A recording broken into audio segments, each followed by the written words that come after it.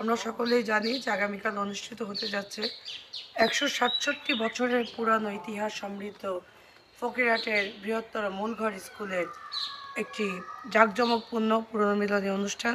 সেই অনুষ্ঠানে আমি ফকিরহাটের সন্তান ডক্টর নীল আমি এখানে এসএসসি পরীক্ষা দিয়েছি ২০০৫ সালে এবং এখান থেকে আমার স্কলারশিপ পরীক্ষা দেওয়া। তো এই যে স্কুলের যে ঐতিহ্য, যে শিকড়, মূল যে ভবনটি, আমরা কিন্তু সেখানে ঢুকে পড়েছি, আপনাদেরকে দেখানোর চেষ্টা করছি।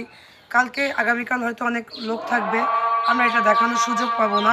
তো দেখেন যে এটাই হচ্ছে আমাদের মূল ভবন, যেটি কথা বলে আসলে শেকড়, ভবনের শেকড়টি আমরা দেখানোর চেষ্টা করছি এবং তারপর আস্তে আস্তে আমরা আপনাদেরকে মূল ফটকে নিয়ে যাব।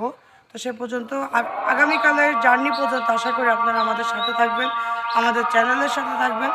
আমি আছি যথারীতি আপনাদের সাথে সাংবাদিক ডক্টর নীল এবং আমার সাথে ক্যামেরা আছে নাইম হাসান।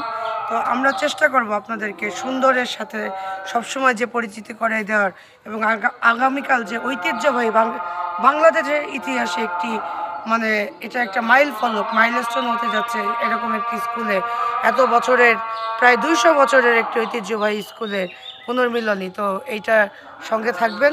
ধন্যবাদ সবাইকে।